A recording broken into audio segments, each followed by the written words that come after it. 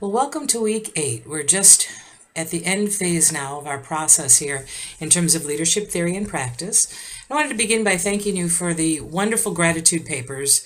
I know that many of you reflected in your paper that this exercise and process is much more challenging and difficult than it would appear at first glance, and that while many of us do say thank you on a regular basis, to really express deep gratitude, to talk with somebody about the impact they made on our development and growth, and then to have that experience of them reflecting back to us the impact that we have made on them. I think it pulls together the ideas that gratitude is not only for the person you're expressing it to, but also for you as a leader, and how it fills us up as leaders the more we express gratitude in a very detailed, specific, and meaningful way. So I encourage each of you who you've identified the next person that you're going to give a gratitude letter for, to put that possibly in your development plan as one of the action items that might be in column 2 to continue to build your leadership optimism and continue to build on the work that we've done in our class so far. So I just wanted to recap. As you know, back on week 1, I assigned the Seligman and Peterson 2005 Interventions in Optimism, and I reposted the article, I believe, on both weeks 2 and 3 on our Blackboard. So I wanted you to reflect on, there were 3 interventions in optimism that were identified as making a significant long-term impact on optimism for leaders and optimism for followers in what we do. The first, of course, was the expression of gratitude and writing the gratitude letter. The second was the reflection on 3 good things and the importance of literally the night as we're going to sleep, rewiring what we're thinking about as we're falling asleep by focusing on the good things that happened that day and the specific impact they made on us, so that we're falling asleep thinking more about optimistic, positive outcomes that happened, rather than what most of us will tend to do, which is to focus on the problems, the challenges, the issues, and then often it disrupting our sleep because we're focused on what we need to do the next day in order to address those problems, or maybe even just perseverating on the problems, and as a result, not sleeping as well, and as a result, on the next day, being less effective in what we're doing and how we're doing it. The third intervention is, of course, finding a new way to use your strengths. And so that will be the focus of your final individual development plan and will be directly related, of course, to the final paper that you'll be writing.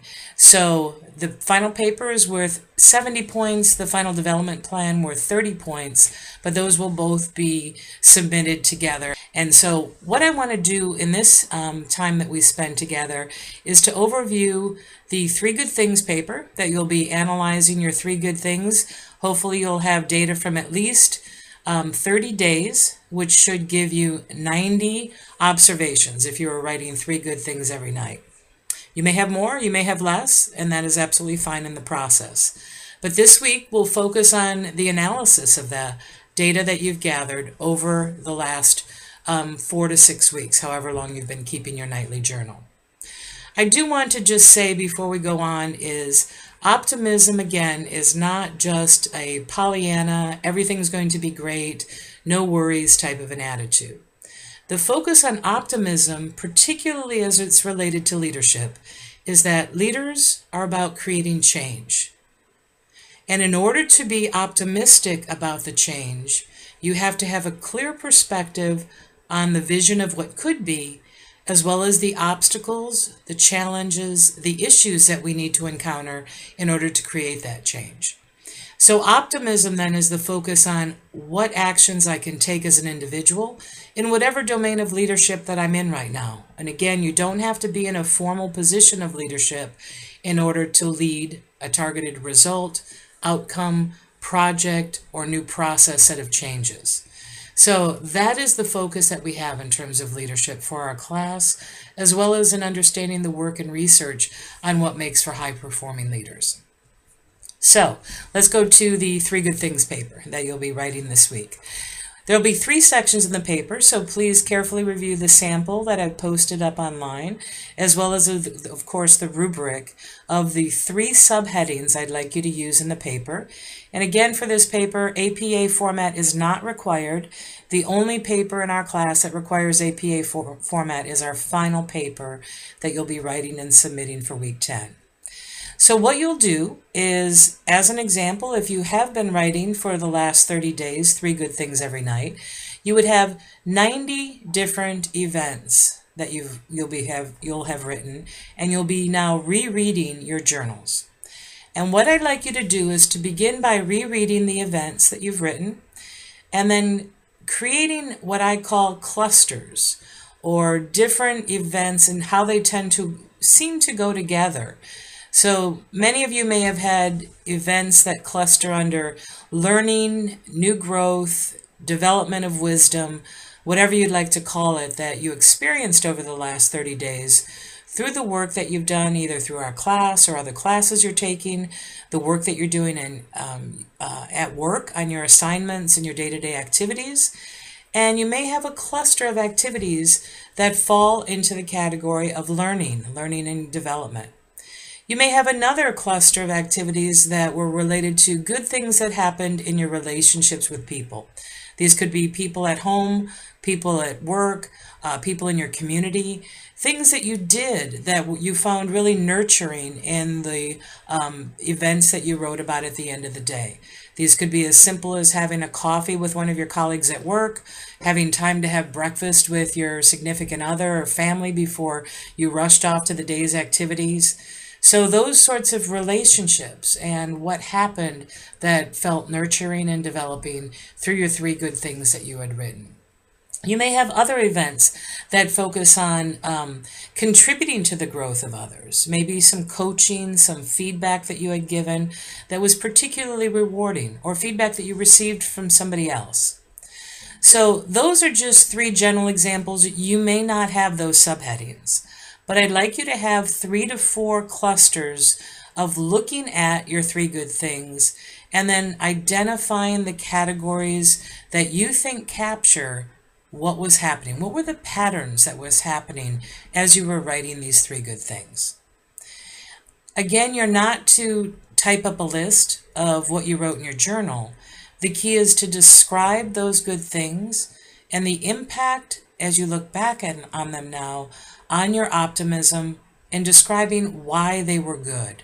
And again, please look at the sample papers for examples of what others have done, other students in this course have done in order to integrate these clusters. Then what you're going to do is second subheading is identify in these good things, which ones were things that I caused, which ones were things that were caused by others, and then which ones were seemingly random. So you're going to have 3 categories, and again, I'd like you to count. So if you had 30 days of 3 good things and 90 activities, you may find that in your count that you had 63 of these items were things that were initiated by me. So as an example, you might have, I asked Sue to go to lunch with me, and we had a great time talking and laughing about what was happening in her life right now. Or I took initiative in the meeting to prepare for a certain project update and then talk to my manager in advance of the meeting. So that was something, again, I did. So I initiated these things. Then look at the other side. How many events were initiated by others? Someone else did the event or it caused the event.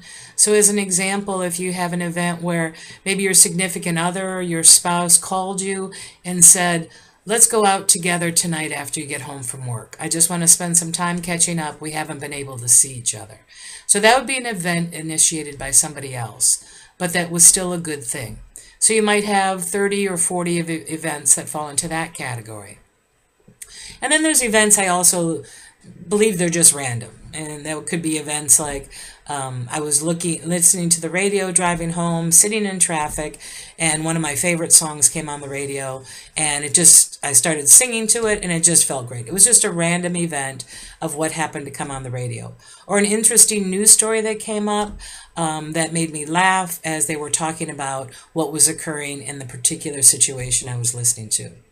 So those are just random events, things that come up that are unplanned, and they're not, if you will, anything that you had done or someone else had done. You just happened to be listening to the radio at that time, or this event happened and you were there and it was positive from your perspective.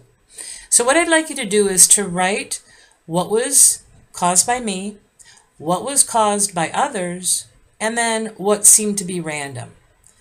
And then the last section of your paper will be, now that I see how many events I'm causing, and in the first area, the clusters in which those events fall, what will I do now to ensure that these events continue to occur over the next 30 days? And what actions will I take? What outreach will I have to different people in order to ensure that more of these good events that contributed positively to my optimism over the last 4 to 6 weeks, that they continue to happen as I look at the next 30 days. So this is about proactive leadership, taking initiative for what you want to create, for reaching out to build relationships with the people whom you'd like to build those relationships with, for taking initiative to be more involved in projects, tasks, assignments that you find to be interesting, that you can learn more, and where you believe you really have an opportunity to contribute and to develop. In this paper, for the 3 good things, you also need to have scholarly references. These references you can use from any of the references I've posted in the folders on any of our weeks on scholarly information, or they could be from the scholarly articles that you sourced during week 7 as part of the process when you are identifying different leadership articles associated with different leadership areas.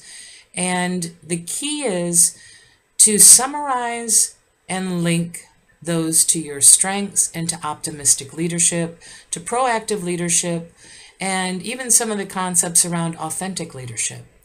So for an example, when you're including the references, what I want to be clear on, and this is related both to the paper that's 3 good things as well as to your final paper. When you're summarizing the information, I really want you to focus on the specific concepts in the paper that take us beyond our understanding of what was in the class. So as an example, I posted a paper on week 1 that was related to why managers should focus on emotional intelligence. It was a 2009 article. And in that article, they talked about how individuals and leaders who have higher levels of emotional intelligence, what they found in the research is that these individuals were more collaborative in their interactions on teams. They actually expressed more fairness. And so when monetary rewards and other rewards were being distributed, they were more focused on fairness and equity rather than just focus on competition and how to get more of what I think I deserve, which would be more of an individualistic perspective. So including that in your summary would be much more focused on the concepts related to what is written in the paper. And what I do not want you to do is to just repeat self-awareness is important for emotional intelligence. I think we all know from the field work that we've done and the readings and the articles that you've read and the videos you've watched that we really need to have emotional self-awareness, and that is one of the key precepts. But by this point in the course, you shouldn't be including that as part of your summary when you're doing your scholarly citations in either the paper due on 3 good things or in your final paper. So please look at the implications, the results, and discussion sections of the paper and what conclusions you can draw and linking those to the concepts in this first paper you'll be writing on 3 good things.